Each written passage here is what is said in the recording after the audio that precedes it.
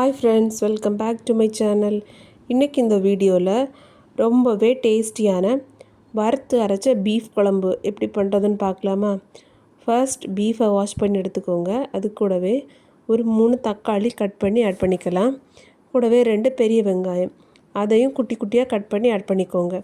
இப்போ கொஞ்சமாக இடித்த இஞ்சி பூண்டு எடுத்துருக்கேன், அதை இதில் ஆட் பண்ணிக்கலாம். இஞ்சி பூண்டு நம்ம இடித்து போடும்போது ரொம்பவே ஃப்ளேவர்ஃபுல்லாக இருக்கும். இப்போது இது கூடவே ஒரு அரை டீஸ்பூன் மஞ்சள் தூள் ஆட் பண்ணிக்கலாம். இப்போ தேவையான அளவு உப்பு ஆட் பண்ணிக்கோங்க. அப்புறமா இந்த பீஃப் வேகிறதுக்கு தேவையான அளவு தண்ணி ஊற்றிக்கலாம். இப்போ இந்த மிக்சரை நல்லாவே மிக்ஸ் பண்ணி எடுத்துக்கலாம். இப்போது அடுப்பை ஆன் பண்ணி இந்த குக்கரை அடுப்பில் வச்சுக்கலாம். ஒரு 5 நிமிஷம் ஓப்பனில் வேக விடுங்க. அதுக்கப்புறமா குக்கரை மூடி விசில் போட்டுக்கலாம். ஒரு 10லேருந்து 12 விசில் விட்டிங்கன்னா பீஃப் ரொம்பவே சாஃப்டாக வெந்துடும்.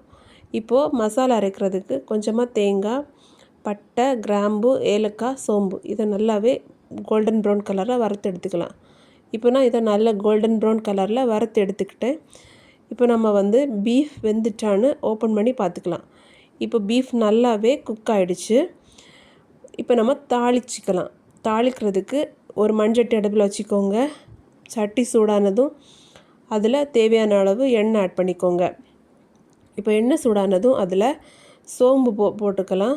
சோம்பு பொரிஞ்சதுமே அதில் நான் கொஞ்சமாக கருவேப்பிலை ஆட் பண்ணிக்கிறேன். இப்போ கருவேப்பிலை ஆட் பண்ணி அது நல்லா பொரியட்டும். கருவேப்பிலை பொரிஞ்சதும் அதில் நாம் தேவையான அளவு மிளகாய்த்தூள் ஆட் பண்ணிக்கலாம். இப்போ இந்த மிளகாய்த்தூள் அதோட பச்சை வாசனை போகிற அளவுக்கு எண்ணெயில் வறுத்தெடுத்துக்கலாம். இப்போ நம்ம குக் பண்ணி வச்ச பீஃபை இதில் ஆட் பண்ணிக்கலாம். பீஃபை ஆட் பண்ணிவிட்டு நாம் இப்போ ஒரு 2 டீஸ்பூன் மல்லித்தூள் ஆட் பண்ணிக்கலாம்.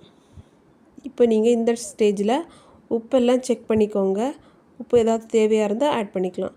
இப்போது அரைச்சி வச்ச மசாலா பேஸ்ட்டை இதுக்கு கூட ஆட் பண்ணிக்கோங்க. நல்லா கொதிக்க வைக்கலாம். நல்லாவே கொதிச்சிடுச்சு. இப்போது டேஸ்டியான பீஃப் குழம்பு ரெடி ஆகிடுச்சு. Okay friends, thank you.